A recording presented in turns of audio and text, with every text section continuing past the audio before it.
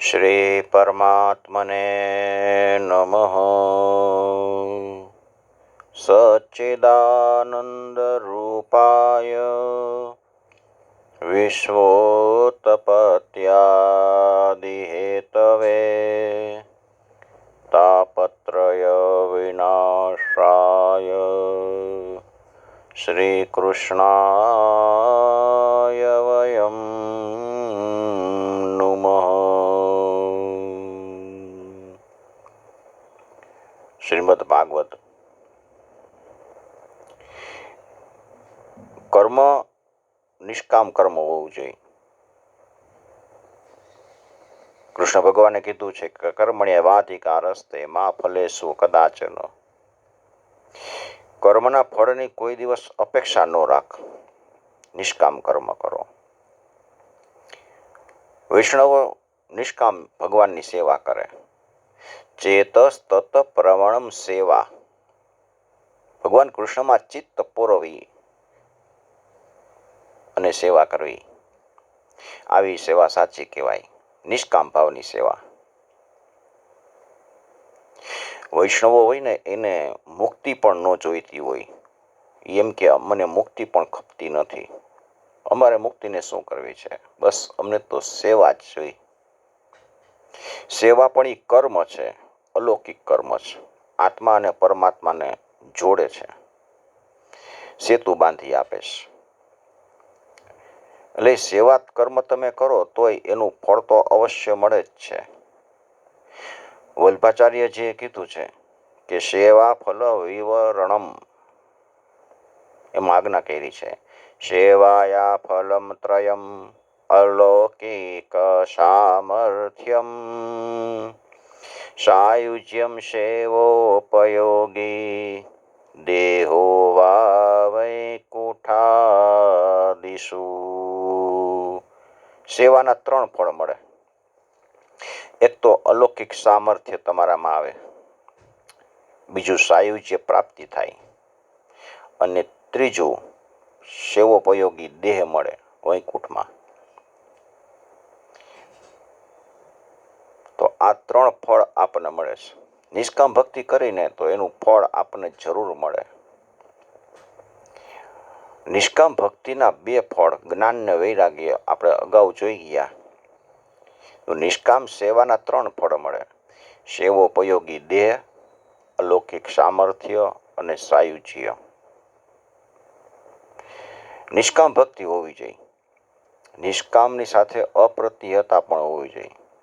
અપ્રતિહતા ભક્તિ એટલે સતત ચાલુ રહ્યા. થોડીક વાર તમે ભક્તિ કરો ને પછી તમારી ભક્તિ ઉતરી જાય એવું નહીં.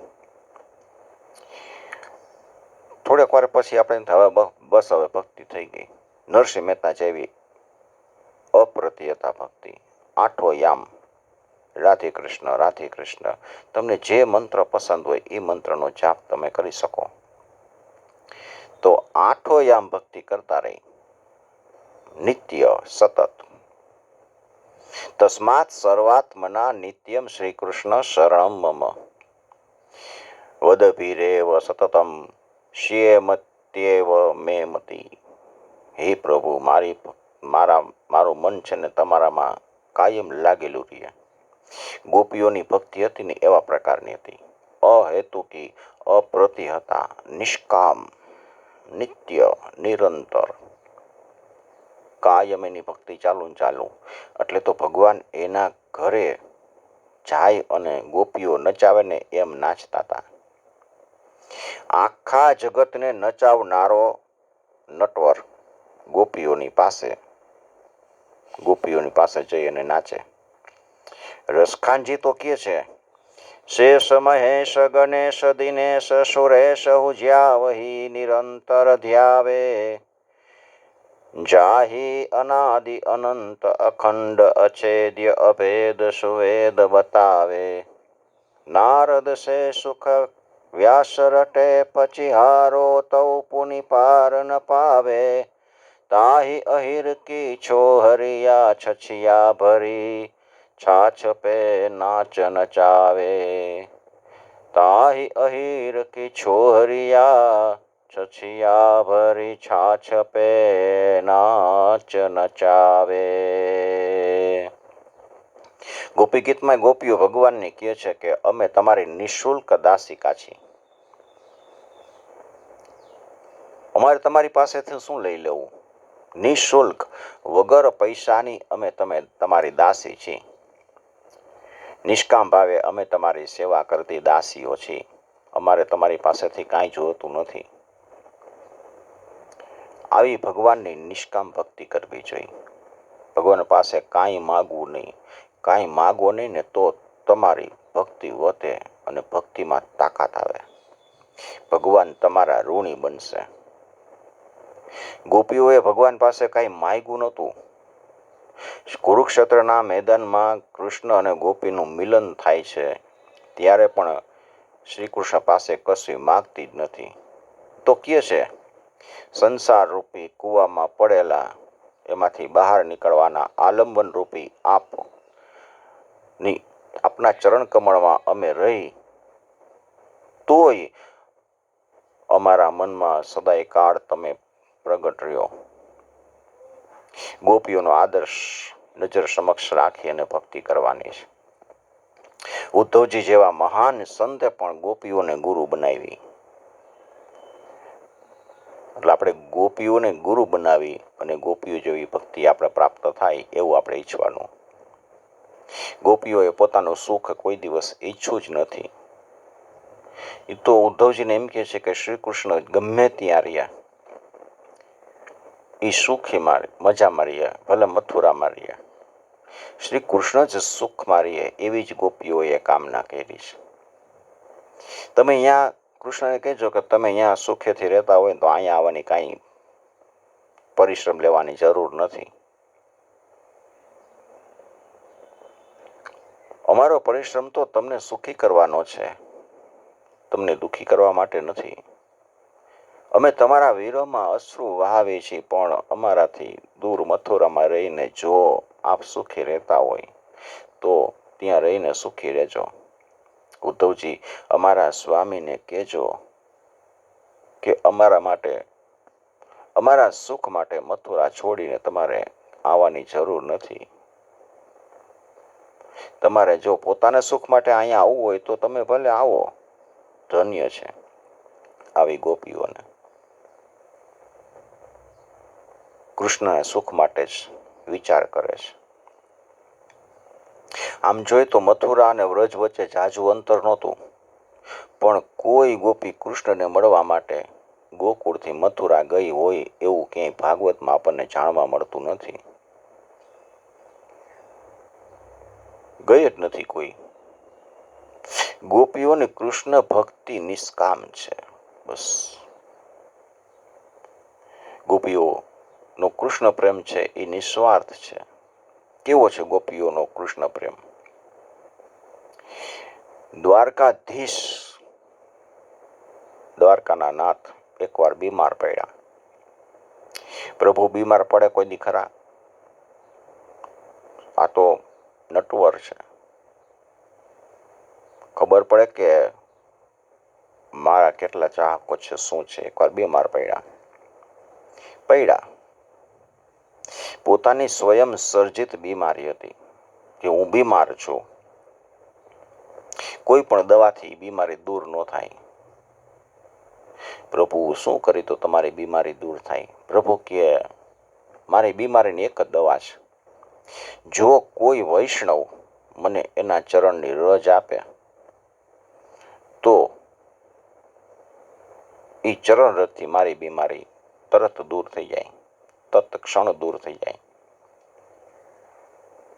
એટલે આઠે પટરાણી અહીંયા હતી, એની ભક્તિ જ કરતી, પણ એમાંથી કોઈએ પોતાની ચરણ રજ આપવાની ઈચ્છા ન કરી કે અરે રે આપણા પતિદેવને આપણી ચરણ રજ અપાય, આ તો આપણા સ્વામી કહેવાય. આપણે ચરણ રજ આપી તો મોટું પાપ લાગે, નરકમાં જવું પડે, નરકની યાતના સહન કરવી પડે. અરે ભાઈ, નો અપાય, આપણાથી તો ન જ અપાય. બીજા કેટલાય પાસેથી ચરણ રજ માગવાની કોશિશ કરવામાં આવી પણ પ્રભુને ચરણ રજ અપાય નહીં. પ્રભુની ચરણ રજ લેવાય, આપણાથી થોડી અપાય. આપણે ચરણ રજા આપીએ એટલે મહાપાપમાં પડવા જેવું, નરકમાં જવા જેવું કોઈ આપવા તૈયાર નથી. છેવટે નારદજીને કીધું કે નારદજી તમે વ્રજમાં જાઓ અને ત્યાં ગોપીઓ પાસેથી ચરણ રજની યાચના કરો. નારદજી વ્રજમાં ગયા. એને કહેજો કે તમારા ચરણ રજ વિના કૃષ્ણનું દુઃખ દૂર થાય એમ નથી. નારદજી વ્રજમાં આવ્યા અને ગોપીઓની પાસે જઈ અને વાત કરી છે.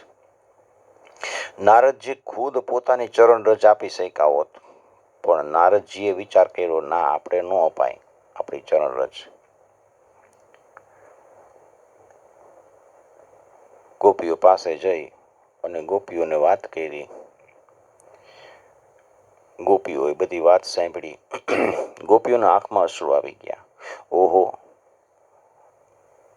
અમારો કૃષ્ણ બીમાર પડી ગયો અને અમારી ચરણ રજની માગણી કરે છે. નારદજી કહે છે કે કોઈ તો ચરણ રજ આપો. ગોપીઓ કહે છે કે અમારા ચરણ રજથી જો કૃષ્ણની બીમારી દૂર થતી હોય ને તો અમે ગમે એવા પાપમાં પડવા માટે તૈયાર છીએ. રૌરવ નરકમાં અમે જવા માટે તૈયાર છીએ. ગમે એટલી યાતના ભોગવવાની આવે ને તોય અમે તૈયાર છીએ. ગોપીઓએ પોતાની ચરણ રજ આપી છે. કૃષ્ણની બીમારી દૂર થઈ કે ન થઈ એ તો ખબર નથી, પણ પોતાની નિષ્કામ ભક્ત સમજનાર નારદજી પોતે પણ પોતાના ચરણ રજ આપી ન શક્યા. 8 પટરાણીઓ